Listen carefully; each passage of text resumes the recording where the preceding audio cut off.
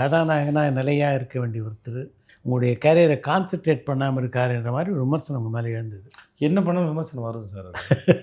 இல்லை அதில் என் தவறு இருக்குது. இது கான்சன்ட்ரேட் பண்ணாமல் இல்லை. அதாவது எப்படின்னா, நான் சில பெரிய தவறுகள்லாம் பண்ணியிருக்கேன். ஓகே ஓகே, அது ரொம்ப முக்கியமானது, அது எனக்கு தெரியும். அதனால் அந்த விமர்சனம் நான் வரவேற்கிறேன். அது என் மீது அக்கறையில் வருது. ஆமாம், அதுதான் எதிர்பார்ப்பும் அக்கறையில் வருது. அப்புறம் நான் கொஞ்சம் சுதாரிச்சுக்கிட்டேன்.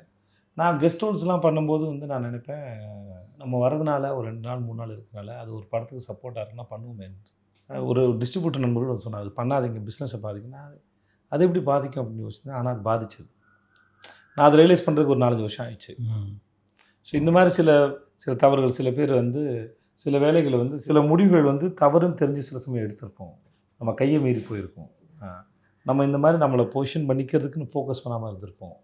படம் கதை நல்லா இருக்குது அப்படின்னா வந்துடும்ல அப்படின்னு இல்லை.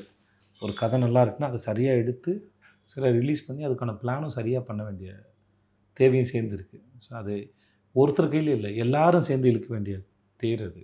அப்போ அந்த இழுக்க வேண்டிய கைகளெல்லாம் நிஜமாக அதுக்கான சக்தியோடு இருக்கான்னு பார்க்க வேண்டிய தேவை இருக்குது.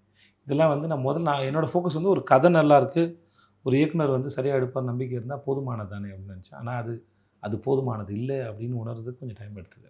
பட் ஆனால் உணர்ந்தது, டிஸ்கஸ் பண்ணுறது எல்லாமே ஓகே, அடுத்தடுத்து வரதில் சரி பண்ணணும்னு சொல்லி அது எப்போ ஆரம்பிச்சதோ அதுக்கப்புறம் மெல்ல மெல்ல அதை சரி பண்ண ஆரம்பிச்சோம். முன்னாடி இது மேலே பெரிய இதுவாக இருந்தது. அது நடந்துடும், தன்னால் நடந்துடும் அப்படின்னு நினச்சேன். அப்படிலாம் ஒன்றும் நடக்காது. அது தெரிஞ்சுது.